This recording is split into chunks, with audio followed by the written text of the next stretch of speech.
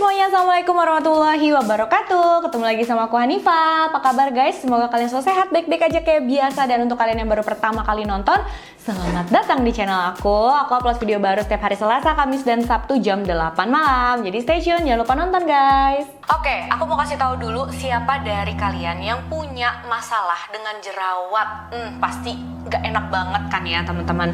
Nih, udah cobain belum Acne Day and Night Cream dari Scarlett? Wah, ini bagus banget loh manfaatnya. Kandungan yang ada di Acne Day Creamnya membantu mencegah jerawat, membantu menghidrasi dan mencerahkan kulit, menyamarkan kerutan, dan natural vitamin C yang ada di dalamnya ini bisa banget melindungi kulit kita dari efek buruk sinar UV. Yang pastinya bagus banget untuk melembabkan kulit. Kandungan dalam Acne Night Creamnya juga gak kalah bagus loh teman-teman. Bisa banget untuk melawan bakteri penyebab jerawat, menghidrasi, mencerahkan kulit, membantu melembabkan kulit, dan bisa membantu menyamarkan tampilan pori-pori kalian. Selain kandungannya yang mantap banget, ini teksturnya juga oke banget loh teman-teman. Dia nggak berat, nggak lengket, dan nggak perih ya waktu dipakai ke kulit. Gampang banget guys meresapnya. Jadi kalau habis pakai ini, kulit itu bener-bener kerasa lebih lembab, adem, pokoknya berasa sehat banget gitu ya. Dan pastinya untuk hasil maksimal, kalian juga bisa pakai produk Acne Series dari Scarlett, yaitu facial wash, toner, serumnya. Setelah itu baru pakai yang Acne Day and Night Cream. Dan ini juga bisa banget dipakai untuk pria ya teman-teman. Kan gak cuma wanita ya yang harus menjaga kesehatan kulit. Kalian gak usah khawatir karena semua produk dari Scarlett itu sudah dapat izin dari BPOM. Jadi aman banget untuk dipakai setiap hari dan harganya pun terjangkau.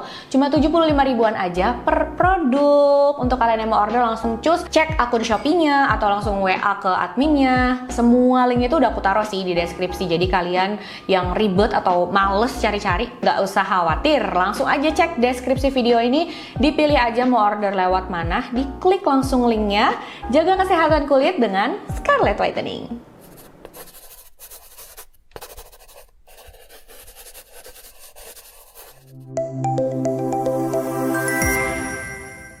Oke guys, kayak udah lama nih aku gak bahas tentang serial killer. Jadi hari ini aku akan bahas tentang seorang serial killer yang berkeliaran di Inggris pada tahun 1940 sampai 1950-an. Jangan salah, walaupun kasusnya itu terjadi udah lama banget, tapi nggak mengurangi kengerian dan keanehannya guys. Dan memang ya bukan Jack the Ripper aja loh, seorang serial killer yang berkeliaran di Inggris. Serial killer satu ini yang aku mau ceritain ini juga sempat booming banget di sana, bahkan daerah tempat semua pembunuhan ini terjadi sampai dihabisin gitu, sampai dihancurin semua guys. Karena ya males dihubung-hubungin terus dengan serial killer ini, dengan kasus yang naas ini. Nah, kira-kira gimana ya ceritanya? Langsung aja yuk kita bahas.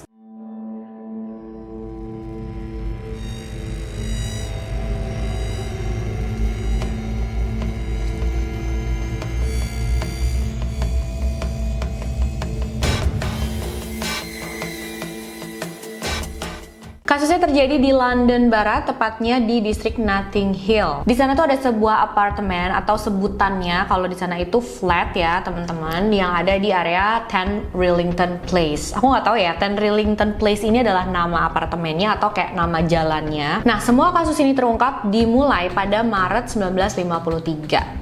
Saat itu, kepolisian mendapatkan laporan telepon dari seorang penghuni di 10 Rillington Place di flat itu yang bernama Beresford Brown. Beresford ini baru aja pindah ke flatnya yang ada di 10 Rillington Place itu. Setelah beberapa hari pindah ke sana, kok dia sadar ada bau bangkai, bau busuk yang menyengat banget gitu di dalam flatnya. Dia pikir sih awalnya itu adalah bangkai tikus yang udah lama ada di situ. Dan ya niatnya habis dia masak, itu dia pengen cari sumbernya, dia mau cari bangkai tikusnya, dibuang sama dia, dan dalam pikirannya udah masalah selesai gitu. Tapi selain itu, Beresford memang memperhatikan kok wallpaper di dapurnya itu agak mencurigakan, agak aneh gitu teman-teman. Nah, pas dia mau colokin sesuatu ke stop kontaknya yang ada di dapur, itu kan harus dibuka sedikit gitu ya wallpapernya. Pas dia buka itu, dia malah menemukan hal yang ekstrim banget guys. Dia malah menemukan beberapa jasad di dalam tembok itu guys. Wah, panik kan ya Beresford melihat ini. Dia langsung panggil tetangga-tetangga keluarganya untuk datang, coba ngecek deh, coba deh pastiin ini beneran nggak sih jasad manusia gitu. Setelah mereka semua yakin kalau itu memang jasad manusia, akhirnya Beresford memutuskan untuk menghubungi polisi dan melaporkan kejadian ini. Sampai di tempat kejadian, petugas langsung memeriksa jasadnya dan menggeledah apartemennya. Jadi di tembok apartemen tersebut mereka menemukan 3 jasad wanita, dan petugas juga di dalam flat tersebut atau apartemen tersebut menemukan banyak banget rambut kemaluan wanita. Plus, petugas juga kan memeriksa di bagian luar gedung apartemen tersebut. Saat itulah mereka berhasil menemukan beberapa kerangka manusia di taman bagian belakang gedung apartemen. Kerangka dan jasad-jasad ini kelihatan memang sudah lama berada di sana. Jadi sepertinya nggak mungkin ada hubungan dengan Beresford karena dia baru aja pindah kan ke apartemen tersebut. Jadi petugas pun mulai menyelidiki siapa nih sebelumnya penghuni apartemen tersebut. Dan ternyata setelah diselidiki, petugas tahu penghuninya adalah seorang pria tua berumur 55 tahun yang bernama John Christie. Info dari pemilik apartemennya nih guys, John Christie pindah dari sana pun bukan dengan cara baik-baik. Jadi dia nggak bayar sewa apartemen dan niatnya memang udah mau diusir kan sama pemiliknya. Tapi ternyata John ini malah menyewakan apartemennya itu ke orang lain, dan orang lain itu sudah membayar ke dia uang sewa selama 1 bulan. Tapi uang sewanya itu ya dipakai sendiri sama John, nggak dibayarin ke pemiliknya. Dan John menghilang begitu aja gitu dari sana. Nah, pada saat pemilik apartemennya itu datang, dia kaget, loh, kok nggak ada John di sini? Kamu siapa? Oh, aku nyewa apartemen ini dari John dan aku udah bayar ke John selama 1 bulan gitu. Tapi kan John nggak kasih uangnya ya ke pemiliknya. Akhirnya yang menempati itu, yang udah bayar ke John itu diusir kan dari apartemen tersebut sama si pemilik dan digantiin lah sama Beresford. Setelah mendapat semua informasi ini, petugas mulai melakukan pencarian untuk John Christie, dan untungnya seminggu kemudian dia berhasil ditemukan. Jadi ternyata setelah John dapat uang sewa dari orang tadi, dia menginap di sebuah hotel yang gak jauh dari sana. Dia booking selama 7 malam dengan nama dan alamat aslinya. Kalau siang dia ke kafe atau nonton bioskop, kalau malam balik tuh ke hotel untuk istirahat. John ditangkap dan dibawa ke kantor polisi untuk diinterogasi lebih lanjut. Dan mungkin karena buktinya memang sudah kuat, dia bingung mau ngeles gimana lagi. Akhirnya John mengakui memang dia yang melakukan pembunuhan pada 3 jasad wanita yang ditemukan dalam tembok tadi.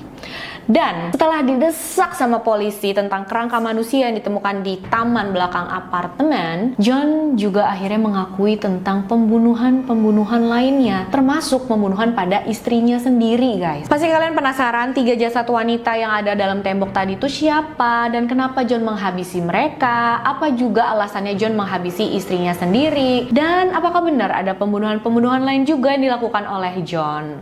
Untuk tahu semua itu, kita bahas dulu yuk latar belakang kehidupan dari John Christie.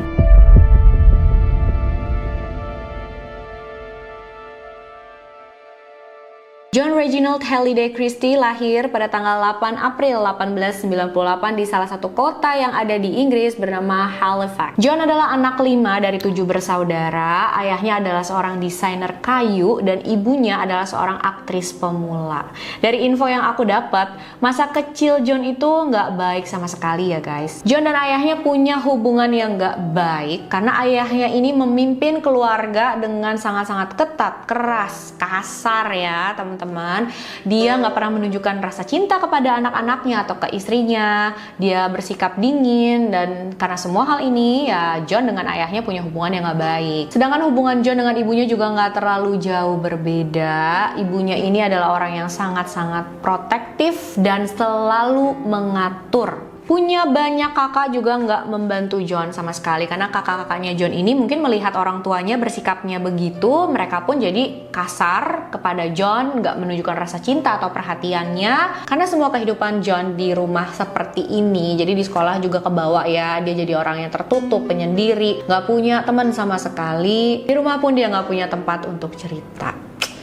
Kasian banget ya. Ditambah pada saat John berumur 8 tahun, kakeknya meninggal dunia. Dan kayaknya John sama kakek ini lumayan deket guys. Soalnya kematian kakeknya ini bener-bener membuat John terpukul. John bilang pas dia datang ke pemakaman kakeknya, itu memberikan efek yang dalam banget buat dia. Karena pada saat dia ngelihat kakeknya yang sudah meninggal di dalam peti mati, itu membuat dia penasaran banget sama kematian. Dia juga sampai berpikir gimana sih caranya orang bisa meninggal. Pokoknya itu adalah momen yang gak akan pernah dilupakan di dalam hidupnya. Walaupun gak punya teman dan tertutup, tapi di sekolah itu John termasuk murid yang berprestasi, teman-teman. IQ-nya juga lumayan tinggi, yaitu 128, dan mata pelajaran kesukaannya di sekolah adalah matematika. Bahkan John itu pernah memenangkan beasiswa dalam lomba matematika yang diadakan di salah satu SMP yang ada di Halifax. Selain berprestasi di sekolah, John juga dikenal sebagai anak yang religius. Dia rajin ke gereja, bahkan dia menjadi anggota paduan suara di gerejanya. Di SMP, John sama sekali nggak populer, bahkan dia itu digambarkan sebagai anak yang aneh dan juga penyendiri sama teman-temannya. Kalau pulang sekolah, teman-temannya yang lain itu kan biasanya kayak ngumpul dulu, main kemana atau di mana gitu ya. Tapi John ini beda guys. Kalau pulang sekolah dia tuh bakal datang ke pemakaman yang ada di dekat rumahnya. Terus dia diem di situ selama berjam-jam sambil ngeliatin kuburan yang ada di sana gitu. Seperti yang aku bilang tadi, dia itu tertarik banget sama segala macam hal yang berhubungan dengan kematian.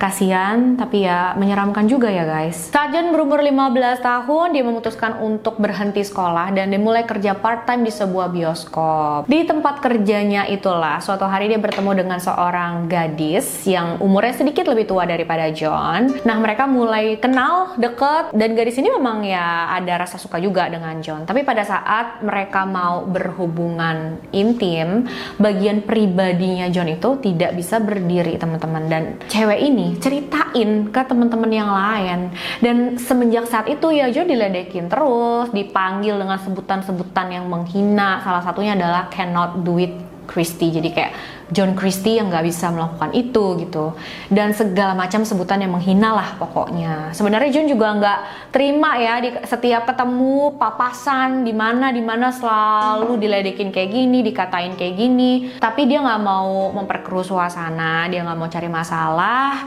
jadi ya dia diem aja. Sampai pada saat John berumur 17 tahun, dia ketangkep basah mencuri di tempat kerjanya, dan ini membuat dia dipecat dari sana. Setelah orang tuanya tahu John melakukan ini, mereka juga marah banget sama John, dan akhirnya John dimarahin terus diusir dari rumah. Mulailah John tinggal sendirian jauh dari keluarganya. Pada saat umur 18 tahun, tepatnya di tahun 1916, John mendaftarkan dirinya sebagai tentara, dan pada tahun 1918, 2 tahun kemudian ya, dia dikirim bertugas ke Prancis selama Perang Dunia I. Tapi pas di sana dia terluka lumayan parah sampai harus dirawat di rumah sakit militer selama 1 bulan. John mengklaim cederanya ini menyebabkan dia tidak bisa berbicara dengan suara keras secara permanen. Karena itu dia pensiun dari militer pada tahun 1919. Di kemudian hari, John juga mengklaim kalau serangan ini membuat dia nggak bisa melihat, nggak bisa bicara selama 3,5 tahun. Tapi setelah diselidiki, nggak ada tuh catatan medis yang menyatakan kalau John sempat buta. Dia cuma kehilangan suara aja selama beberapa waktu. Menurut ahli psikologi di sana, John melakukan hal ini juga karena ya gangguan kepribadian yang dia alami, sehingga dia kayak berpura-pura dan membesar-besarkan apa yang terjadi sama dia supaya dapat perhatian dan simpati dari orang lain. Setelah keluar dari tentara, John balik lagi ke kampung halamannya yaitu Halifax. Di sana dia bekerja di kantor pos, dan pada saat itulah dia bertemu dengan seorang wanita berumur 22 tahun, seumuran ya sama John, yang bernama Ethel Simpson. Nah, mereka ini ternyata memang sudah kenal dari kecil, makanya berhubungan sebentar. Pada tahun 1920 mereka memutuskan untuk menikah. Setelah menikah pun, permasalahan bagian pribadinya John itu masih terus berlangsung guys. Tapi ternyata ya, itu bukan berhubungan dengan masalah medis, tapi dengan masalah psikologisnya John. Jadi John ini nggak bisa naik kalau pasangannya dalam keadaan sadar. Makanya kalau misalkan dia berhubungan dengan istrinya Ethel itu harus dalam keadaan tidak sadarkan diri, kayak tidur lah gitu. Aneh banget sih teman-teman. Tapi entah gimana, akhirnya Ethel berhasil hamil. Tapi sayang, kehamilannya ini nggak berjalan lancar.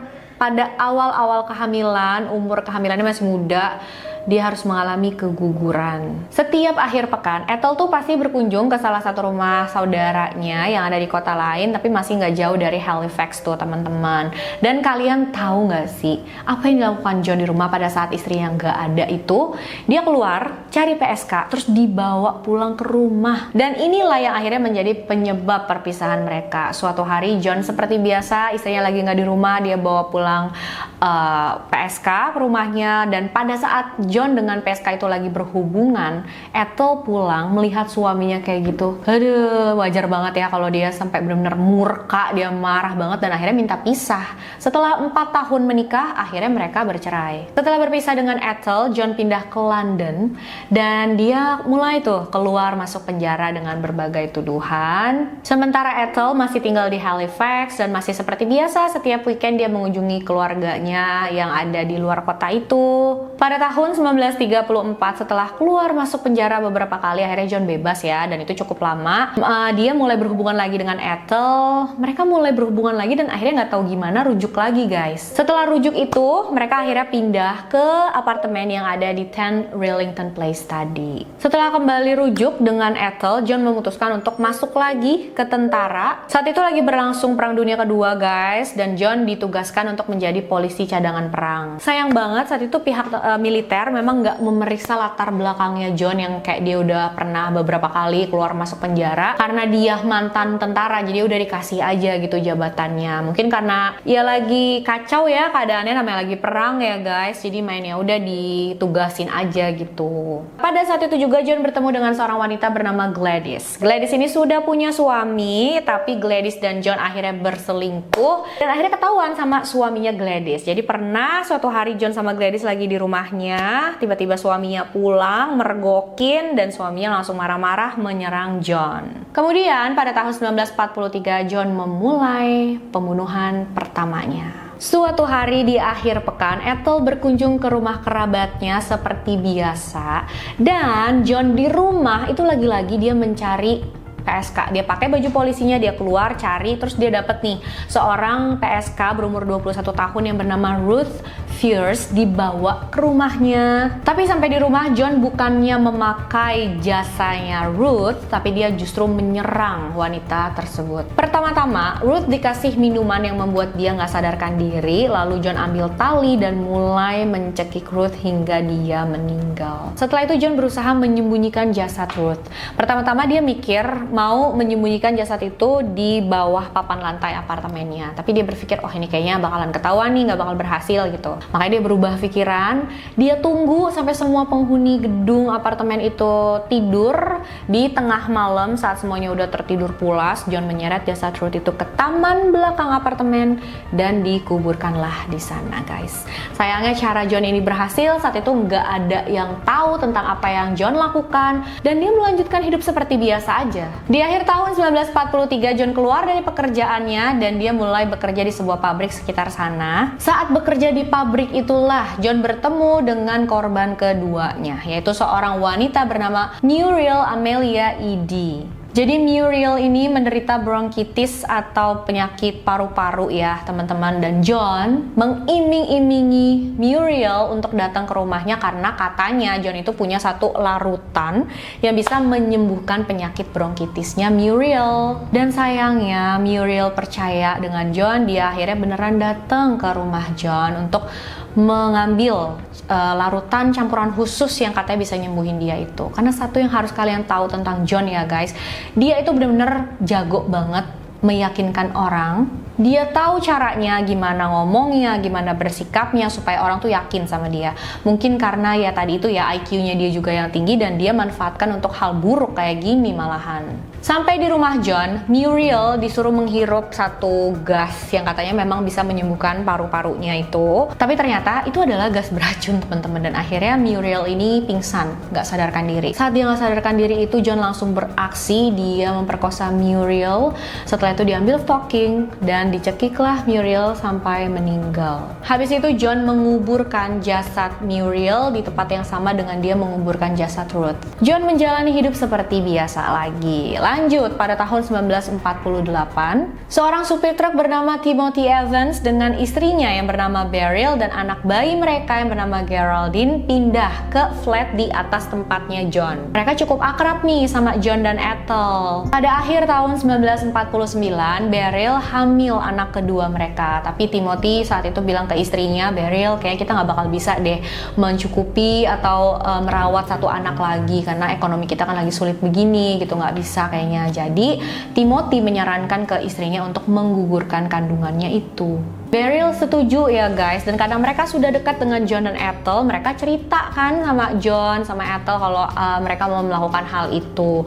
Dan kalian tahu, John memanfaatkan hal ini buat kepentingannya sendiri, buat melakukan hal yang bener-bener bejat guys. John bilang sama keluarga itu, ya udah aku aja yang melakukan proses penggugurannya, aku bisa kok. Dan mereka beneran mempercayakan proses itu kepada John. Seperti yang aku bilang ya, John itu pintar banget ngeyakinin orang. Ditambah info yang aku dapat, Timothy itu memang mempunyai IQ yang cukup rendah, jadi dia kayak mudah untuk dimanipulasi oleh John. Ditambahkan mereka juga nggak punya uang yang cukup, kalau sama orang lain pasti harus bayar mahal, sedangkan sama John itu gratis. John bilang dia bisa melakukan operasinya pada saat Timothy bekerja. Taunya pada saat Timothy pulang kerja, dia dapat kabar yang sangat buruk dari John. John bilang, Timothy maaf ya, operasinya gagal dan istri kamu Beryl sudah meninggal. Ini kan sebenarnya kesalahannya John banget gitu ya, kok bisa katanya dia mampu melakukan prosedur itu, tapi kok bisa sampai Berylnya ini meninggal. Tapi lagi-lagi karena ya si Timothy ini dimanipulasi oleh John, jadi John itu ngomong seakan-akan semua ini adalah salahnya Timothy. Ini salah kamu, kan kamu yang menyarankan istri kamu untuk melakukan pengguguran ini. Dan saat itu Timothy benar-benar ketakutan, dia merasa memang itu salahnya. Akhirnya John bilang gini, ya udah berarti kita harus sembunyiin jasad istri kamu. Timothy setuju, akhirnya mereka menyembunyikan jasad Beryl di sebuah ruang kosong. Gak cuma itu guys, John juga menyuruh Timothy untuk pergi ke luar kota. Udah Timothy, kamu pergi keluar kota, melarikan diri, menyelamatkan diri. Udah gak apa-apa Geraldine, anak kamu sama aku aja, nanti aku bakal cari keluarga yang bisa mengadopsi dia supaya kehidupannya dia jauh lebih baik. Dan lagi-lagi Timothy setuju dengan apa yang dibilang John. Dia pergi ke luar kota ke salah satu rumah kerabatnya, dan Geraldine anaknya ditinggalin sama John. Gak lama kemudian keluarga Beryl nanya-nanya terus dong sama Timothy tentang keadaannya Beryl dan juga Geraldine. Mereka gimana kabarnya? Aku pengen ketemu nih sama mereka gitu ya. Karena udah ngerasa terdesak banget ditanyain terus sama keluarga istrinya, akhirnya Timothy memutuskan pada November 1949 datang ke kantor polisi dan melaporkan tentang kematian Beryl. Akhirnya petugas datang ke 10 Rillington Place dan mulai melakukan pencarian di sana. Tapi sayang mereka nggak menemukan apa-apa guys di sana. Saat itulah Timothy bilang lagi sama petugas kalau John Christie terlibat dalam kematian istrinya. Dan polisi pun mendatangi John, tanya-tanya sama dia. Tapi luar biasa banget ya, John berhasil meyakinkan polisi kalau dia nggak terlibat. Karena menurut petugas saat itu John terlihat seperti pria tua yang terhormat, yang baik-baik aja. Jadi nggak mungkin banget gitu loh dia terlibat dalam pembunuhan kejam seperti ini. Apalagi pada saat ngomong sama petugas itu, John malah memfitnah Timothy. Dia bilang, oh Timothy itu memang seorang suami yang kasar, dia sering berantem sama Beryl dan dia sering berbuat kasar sama istrinya. Kemudian petugas mencari lagi di area sekitar sana. Saat itulah mereka menemukan jasad Beryl, Geraldine, anak mereka. Yes, Geraldine juga ternyata sudah meninggal guys. Dan juga janin yang ada di dalam perut Beryl. Mereka ditemukan di sebuah laundry yang ada di sana. Tim forensik menyatakan kalau Beryl dan Geraldine meninggal karena dicekik. Dan sebelum meninggal, Beryl juga sempat diserang oleh pelaku karena ada memar di bagian wajahnya guys. Dan akhirnya kalian tahu apa?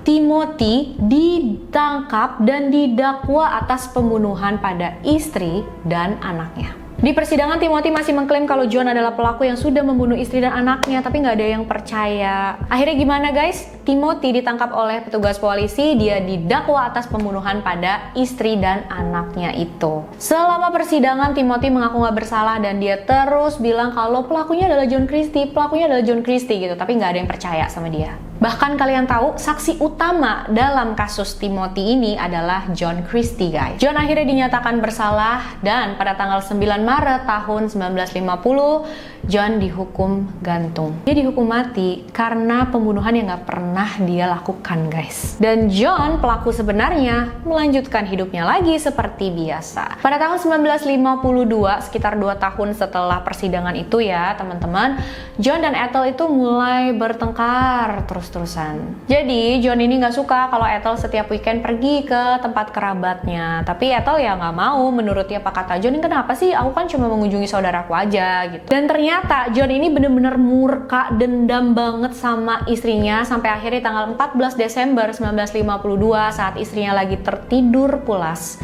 John mendekati istrinya dan mencekik istrinya itu sampai meninggal, guys. Kemudian John menguburkan Ethel di bawah papan lantai apartemennya. Pas ditanya sama tetangga, John, Ethel kemana? Kok nggak kelihatan-kelihatan? John bilang Ethel lagi pergi ke rumah keluarganya yang di sana lah, di situ. John juga menulis surat untuk keluarga Ethel dan bilang kalau Ethel itu kena rematik, jadi dia nggak bisa nulis surat sendiri. Dan keluarga Ethel percaya sama John. Saat itu kan John nggak bekerja, dia pengangguran, dia kekurangan uang banget. Apa yang dilakukan, guys? Dibuka lagi lantai papan apartemennya, terus diambil cincin kawin yang ada di jari istrinya yang sudah meninggal itu, diambil, dijual sama dia dan uang itu dipakai. Bukan cuma itu aja, John juga memalsukan tanda tangan istrinya untuk mengosongkan rekening istrinya. Dia juga menjual semua perabot di dalam rumahnya bisa dijual, dan saat itu memang John menikmati banget hidup seperti ini. Dia di rumah sendirian, gak ada istri yang bisa ngatur-ngatur dia juga bisa sesuka hati bawa wanita bayaran ke dalam rumahnya. Dan John juga nggak berhenti melakukan pembunuhan, teman-teman. Dari Januari sampai Maret 1953, John berhasil menghabisi 3 wanita bayaran lagi. Dan 3 korban inilah yang ditemukan petugas di dalam tembok apartemen John. Yang pertama bernama Kathleen Maloney. Dia adalah seorang wanita bayaran yang berasal dari Ladbroke Grove. Dan selanjutnya ada seorang wanita hamil bernama Rita Nelson. Dia itu lagi hamil 6 bulan pada saat dihabisi oleh John. Tapi Rita ini bukan seorang wanita bayaran ya teman-teman, dia wanita biasa dan John berhasil meyakinkan dia untuk datang ke dalam apartemen dan modusnya sama seperti tadi, dikasih gas beracun sampai dia nggak sadarkan diri, lalu dicekik sama John hingga meninggal. Setelah korban-korbannya meninggal pun, termasuk Rita yang saat itu hamil 6 bulan, John masih aja melakukan pelecehan kepada mereka, guys. Karena yang seperti aku bilang tadi, dia itu justru bisa naik kalau korbannya nggak sadarkan diri. Dan yang ketiga adalah seorang wanita bernama Hectorina McLennan. Hectorina ini lagi di London sama pacarnya yang bernama Alex Baker. Dan mereka itu kenalan kan sama John. Mereka lagi cari tempat tinggal, belum dapat. Terus John nawarin, udah tinggal aja di tempat aku dulu gitu. Dan menurut mereka, John ini adalah orang lokal yang memang baik gitu sama dia, sama mereka. Jadi ya udah mereka mau tinggal tuh di apartemen John beberapa minggu sampai mereka menemukan apartemen sendiri.